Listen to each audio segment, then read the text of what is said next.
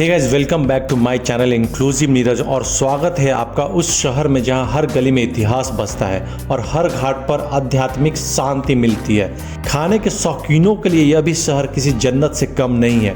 गर्मा गर्म कचौड़ी, जलेबी, सब्जी, मसालेदार टमाटर चाट और सर्दियों की खास मलाइयाँ यहाँ की खास स्वाद है। ये है वाराणसी, दुनिया का सबसे प्राचीन जीवित शहर। हमारा पहला हॉल्ट था लक्ष्मी टी स्टॉल, जो विश्वनाथ मंदिर से बिल्कुल पास में है। यहाँ की कुल्हड़ वाली चाय और क्रिस्पी ब्रेड टोस्ट बनारस की पहचान है।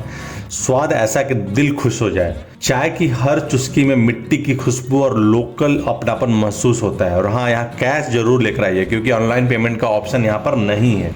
लक्ष्मी टी स्टॉल से कुछ ही कदम आगे हमें मिला एक और ज़बरदस्त स्टॉप, गौरी शंकर कचौड़ी वाला। यहाँ ट्राई की हमने खास हींग वाली कचौड़ी, चटपटी सब्जी जो कि चने वाली थी और तरह तरह की चटनियों के साथ, जो सच में दिल जीत ले।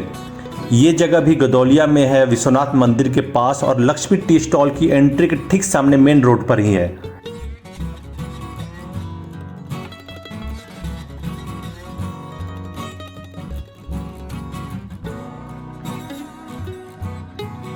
और फिर जो मिठाई आई उसने तो दिल ही खुश कर दिया। यहाँ की खोए वाली जलेबी आम जलेबी नहीं बल्कि मोटी, रसीली और खोए की मिठास से भरपूर बनारसी जलेबी है।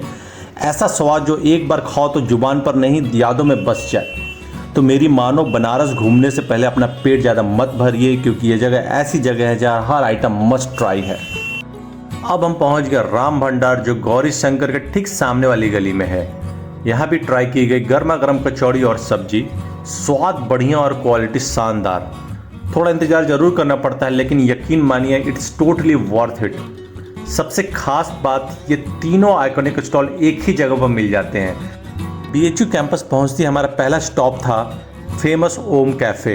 यहाँ की ठंडी ठंडी कोल्ड कॉफ़ी पी सिर्फ 40 रुपये में, और सच में बहुत ही स्वादिष्ट थी। लोकेशन की बात करें तो यह नया विश्वनाथ मंदिर के पास है और BHU के मेन गेट से कुछ ही कदमों की दूरी पर है। अगर आप बाहर से आ रहे हैं तो गूगल मैप से आसानी से यहाँ पहुँच सकते हैं। ओम कैफ़े के बगल में ही हमने गर्मा गर्म चाय पी और साथ में ट्राई की समोसे और मटर वाले छोले चटनी के साथ।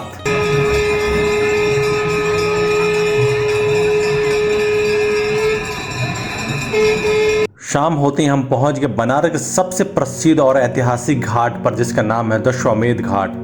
यह घाट न सिर्फ बनारस की पहचान है बल्कि यहाँ की शाम की आरती ऐसा अनुभव है जिसे शब्दों में बयान करना मुश्किल है। आरती की गूंज, दीपों की रोशनी और गंगा की लहरों पर पड़ती रोशनी, यह नज़ारा वाकई आत्मा को छू जाता है। यह घाट गदौलिया से वॉकिंग डिस्टेंस पर है और आप चाहे तो यहाँ बोट से, टू व्हीलर से या ऑटो रिक्शा से भी आराम से पहुँच सकते हैं।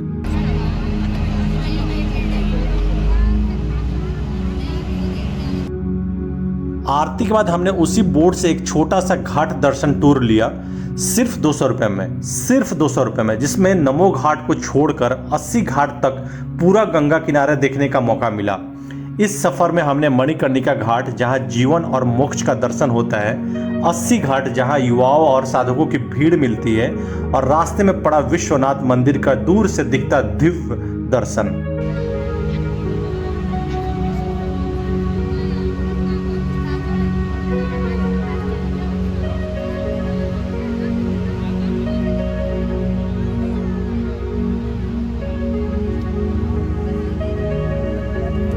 आरती और घाट दर्शन के बाद हम लोग सीधा उतरे विश्वनाथ मंदिर वाले घाट पर। यहाँ से हमें दर्शन का मौका मिला काशी के राजा बाबा विश्वनाथ का। शिव की नगरी में आकर अगर बाबा के दर्शन ना हो तो यात्रा अधूरी सी लगती है। ध्यान रखें, मंदिर परिसर गदौलिया से कुछ ही दूरी पर है और यहाँ तक बोट से भी सीधे पहुँचा जा सकता है। इसी घाट के पास स्थित है एक और महत्वपूर्ण स्थान, मणिकर्णिका घाट, जहाँ जीवन और मृत्यु एक ही रेखा पर मिलते हैं। ये घाट केवल धार्मिक ही नहीं बल्कि आत्मिक रूप से भी बहुत गहरा अनुभव देता है। अगले दिन हम पहुंचे बनारस हिंदू यूनिवर्सिटी यानी BHU, जो देश की सबसे प्रतिष्ठित शिक्षण संस्थानों में से एक है। BHU के परिसर में स्थित है नया विश्वनाथ मंदिर, जिसे देखना अपने आप में एक दिव्य अनुभव है।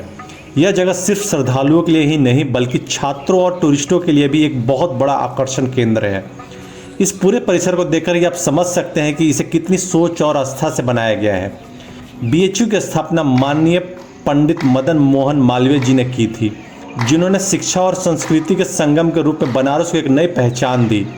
अगर आप बनारस आ रहे हैं तो नया विश्वनाथ मंदिर और बीएचयू का यह इलाका जरूर अपने लिस्ट में शामिल करें। तो ये हम लोग रविदास गेट के पास है, लंका रविदास गेट, और यहाँ पर हम लोग आए हैं चाची की दुकान में, और अभी टाइम हो रहा है 9:30 बजे। हम लोग आए हैं यहाँ पर चाची की दुकान में खाने कचौड़ी, सब्जी और जलेबी।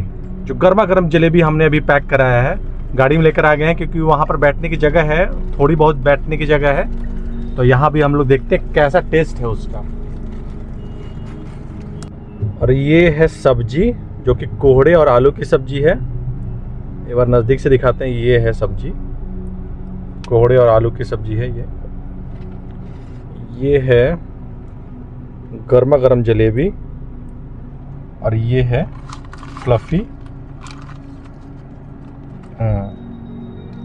ये फ्लफी हींग डाला हुआ। कोहड़े की सब्जी में मसाला एकदम प्रोपोर्शनल मसाला है। सबसे बड़े जलेबी बहुत बढ़िया है, क्रिस्पी है, एकदम गरम गरम क्रिस्पी। ये जलेबी दिखाते हैं कोई। ये चाची की दुकान का लोकेशन तो अभी थोड़ा चेंज हो गया है, बट अभी भी आपको वही टेस्ट मिलेगा।